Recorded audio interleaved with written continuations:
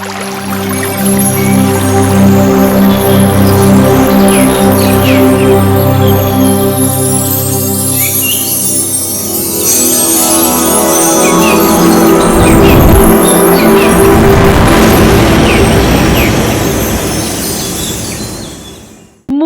মস্তক, গেরুয়া দণ্ডধারী ব্রহ্মচারী হয়েছে অনুকূল চন্দ্র। পইতে হয়েছে দ্রব সোনার মতো দেহের রং, তার উপরে গৈরিক আস্তরণ। সে ঘর আলো করা, মন আলো করা রূপ, সোনার জালে বাঁধা চাঁদের চাঙ্গুর। বয়স তখন 11 বছর। বাড়ন্ত দেহে ফুটেছে কমনীয়তার রুচি, কৈশোর তারল্যে পৌরুষের কাঠিন্য। যাকে বলা যায় মেঘ মেদুর আকাশে স্থির প্রকাশ বিদ্যুৎ। গড়ন পিটন গোলগাল, কিন্তু নাতি স্থূল, বলিষ্ঠ কিন্তু কোমল। সে কমল কমলতায় আবার অমল জ্যোতির দিক রাঙানো রঞ্জন। সেই জ্যোতিতেই ঘর আলো, মন আলো। স্মিত সন্ধি নেত্র দুটি পদ্মের দুটি পলাশ, জীবন চাপল্যে আলোকময়। কর্ণমূলের সঙ্গে এক রেখীয় নয়। চাপা চাপা কান দুটো চোখের কৌণিক রেখা থেকে কিছুটা নিচে।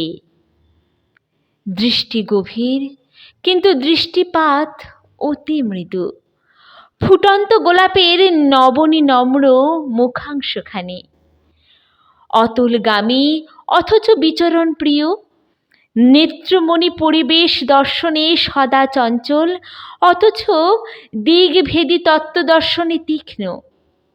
বদন প্রীতিপূর্ণ স্নেহুল, চলন দ্রুত অথচ গাম্ভীর্যময়। এ এক দৈব মাধুর্যের সমাবেশ, স্বর্গ সুষমার প্রদর্শনী। যে দেখেছে সেই জেনেছে, নয়ন মজেছে, মন মজেছে। মধুরং মধুরং বপুরস্য বিভর মধুরং মধুরং বদনং মধুরম।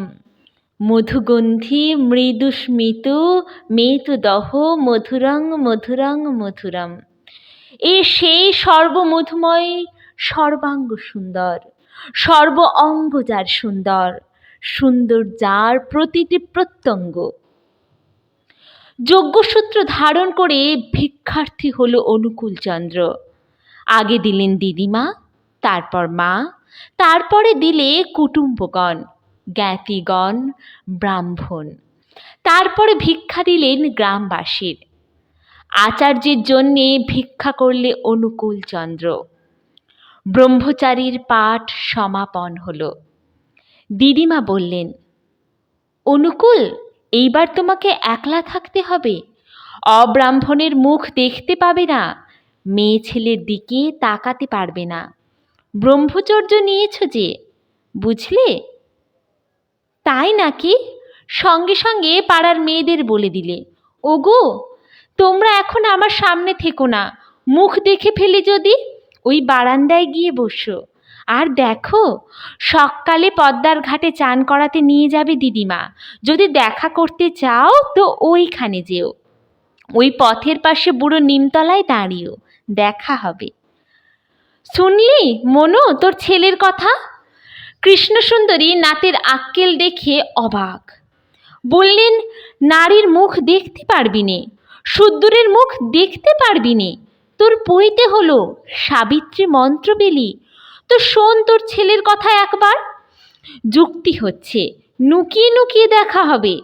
ঘাটে যাবার পথে বুড়ো নিমতলায় দাঁড়িয়েও 5 জনের সামনে নাতিকে বেশ 2 কথা শুনিয়ে দিলেন কৃষ্ণসুন্দরী।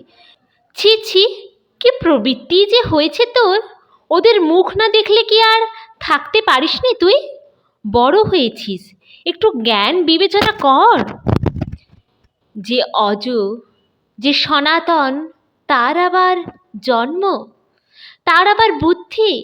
যিনি নিজেই ব্রহ্মপরভূত, তার আবার ব্রহ্মচর্য কোনটা?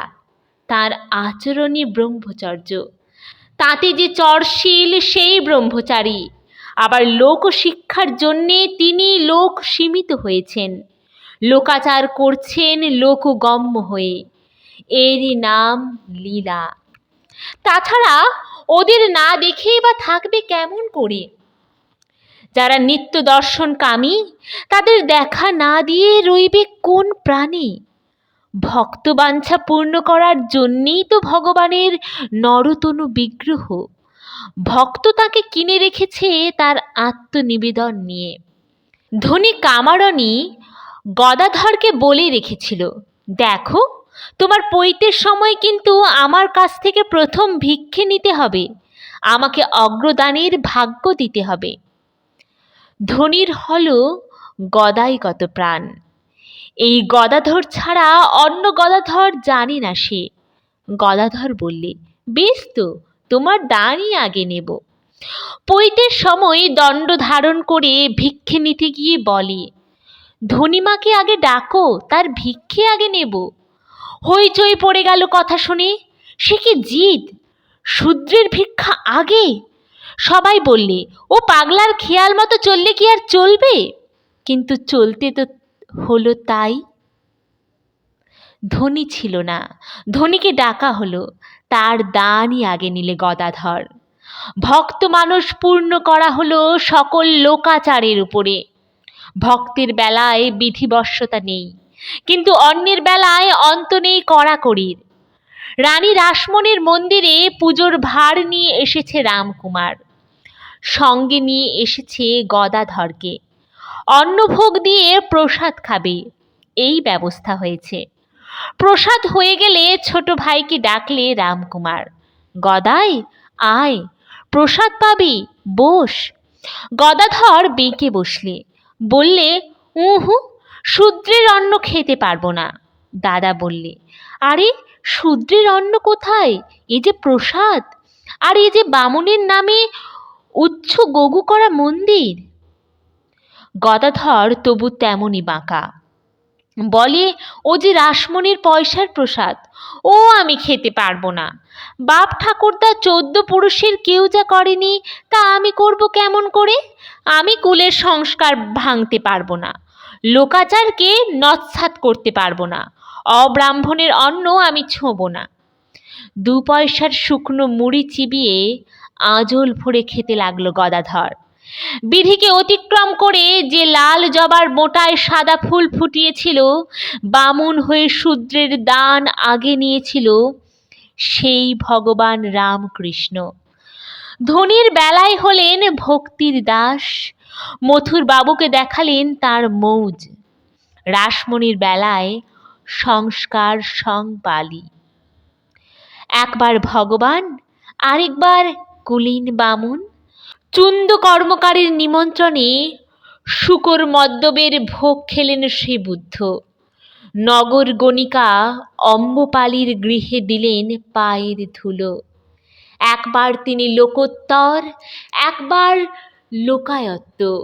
অনুকূল চন্দ্রেরও হলো তাই। টানের উপরে আর মাপকাঠি নেই।